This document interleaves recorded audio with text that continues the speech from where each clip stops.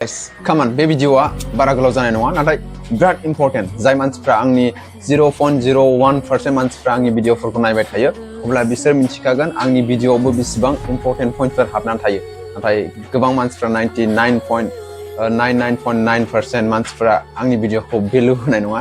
आंजों स्टिक जानानै थानाय नङा नाथाय जायफ्रा नायो बिसोरो मिन्थिखागोन obviously आङो माखासे मानि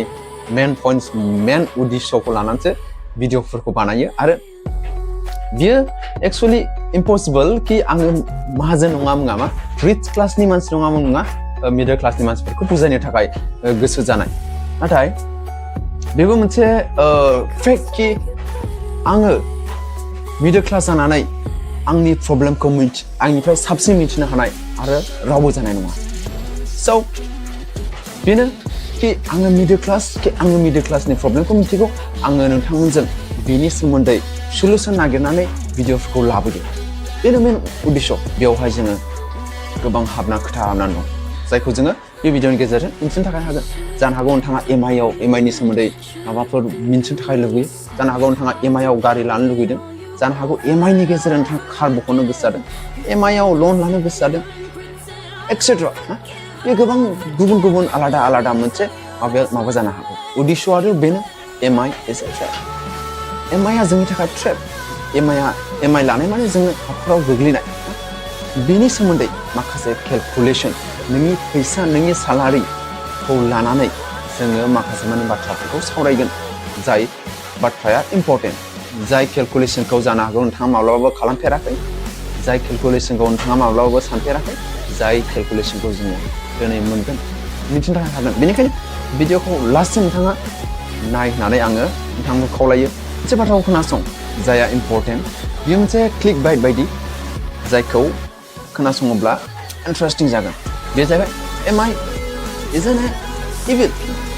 EMI आ गाज्रि नङा it's a tool ना जों बे EMI आ मोनसे टुलसो जायखौ जों बाहायनो थाखाय हायो जायनि गेजेरजों जोङो जोंनि लाइफखौ इनफ्लेसनबो खालामनो हायो मोनसे मैगंखौ जों हायो सिखाजों नाथाय बे सिखाया नोंखौ हानोबो हायो स' रिच क्लासनि मानसिफ्रा EMI खौ एसेट जेनेरेट खालामनो केश फ्ल' खालामनो थाखाय EMI खौ बाहायो नाथाय मिडल क्लासफोरनि मानसिफ्रा EMI खौ बबेयाव बाहायो नोंनि लाइफ स्टाइलखौ बाहाय खालामनो नोंनि लाइफ स्टाइलखौ बारायहोनो थाखाय बाहायो EMI खौ which side do you want to own बे लामायाव लानो ना बे लामायाव लानो नोङो नोंनि लाइफ स्टाइलखौ बारायहोनायाव नोङो बाहायनो EMI खौ ना बे मोनसे नोंनि मा होनना बुंगोन बियो नोंनि एसेट केश फ्ल' बारायहोनायाव नोङो EMI खौ बाहायनो there is totally different 100% different so फैदो जोङो मेन उद्देश्यआव थांनोसै EMI खौ जों मानो लायो obviously जोंनि मिडल क्लासनि मानसिफ्रा जोंनि लाइफ स्टाइलखौ बारायहोनो थाखाय जोंनि शकखौ मोनथिनो थाखाय सुफुंनो थाखाय EMI खौ बाहायो नाथाय बेयाव मिथिनांगौ बिराद गोनां आङो डाइरेक्टलि नोंनि सालारिखौ लानानै केलकुलेसन खालामनानै देखायग्रोनि EMI खौ नोङो बेसेबाङाव लाहैनो थाखाय हायो ना नङाब्ला जोंनिया रं मोनसे इलुसनजों थानानै जोङो लाइफ स्टाइलखौ खालामगासिनो दं इलुसन लाइफ जिउना थागासिनो दं जुदि नोंथांनि सालारिया 25,000ब्ला ना नोंनि EMI आ माब्लाबाबो 30निफ्राय 40%नि एबाब जानो मोनथारा हमना लादो नोंनि सालारिया 25,000 30% हिसाबै नोंनि मान्थलि खरसा जानांगोन 7,500 जुदि नोंथाङा बेखौ लाथारनांगौब्ला 40% बाहायनो हागोन 40% ला बेसेबां 9,000 हमना लादों नोङो 25,000ब्ला नोंनि सालारिया अब्ला नोङो 7,500निफ्राय 9,000सिम नोङो EMI खालामनो थाखाय हागोन नाथाय सालारिया गुबुन जानो हागौ बेखायनो जुदि नोंनि सालारिया 30,000बा 30% 40% बाहायदो 30% हिसाबै बेसेबां जागोन 9,000 राइट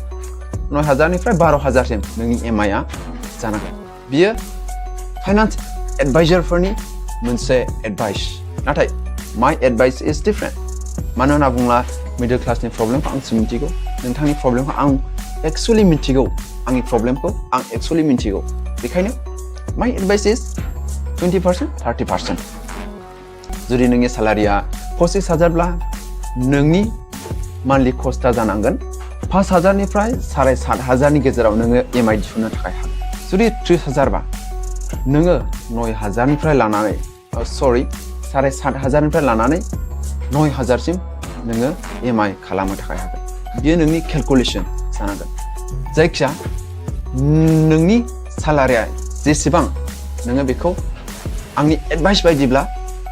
20% 30% खालामनानै EMI खौ दिहुनहैनो हागोन ना जोङो इलुसन एफर्डेबिलिटि जायो why बेंकआ माब्लाबाबो लुगैया कि नोंनि EMI आ जोबथों बेनिखायनो बिसोरो टटेल एमाउन्टखौ हाइड खालामो टटेल एमाउन्टखौ हाइड खालामबा मा जागोन नोंखौ जास्ट मान्थलि नोंनि कस्टखौल' देखायनानै EMI सेल खालामो माब्रै हमना लादो नोङो 3 लाखनि EMI दिहुनदोंब्ला हमना लादो बाइक दिहुनदों बिनि कस्टआ जानो हागौ बेयाव 10 year लानानै आलादा बेंकआ लुगैयो कि नोंनि EMI आ माब्लाबाबो दाजोबथों बेनिखायनो बेंक ट्रिकआ नोंखौ लं टेन्युरनि EMI देखायो 3 year 4 year 5 year 7 yearनि EMI दिहुनो अब्ला नोंनि मान्थलि कस्टआ बेसेबां जागोन 3,000 2,000 जेसेबां टेन्युर बारायो एसेबां नोंनि EMI आ खम जायो बेखायनो माय एडभाइस इज नोङो नोंनि EMI आ माब्लाबाबो 2 yearनि 24 monthsनि 2 बोसोरनि माने बारा माब्लाबाबो जानो हाया माब्लाबाबो जानो मोना जुदि नोङो 2 बोसोरनि बारा लाबायब्ला you are going to नोङो मोनसे ट्रेपआव गोग्लैनो थाखाय थांगासिनो दं नोङो जायखौ हिसाब मोनाखै बेंकआ माब्लाबाबो टटेल एमाउन्टखौ दिहुननानै देखायनाय नङा नोङो बेसेबां एक्सट्रा कस्ट नोङो होदों नोङो बेखौ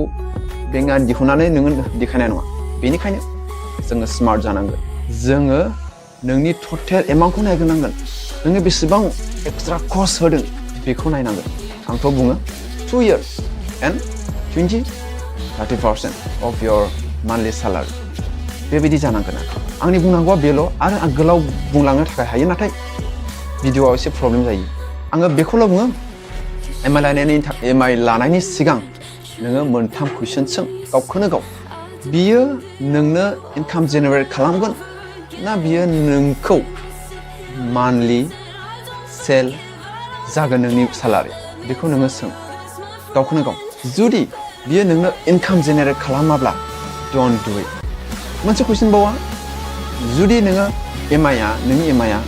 30%नि एक्सेस जादोंब्ला नोंनि सालारि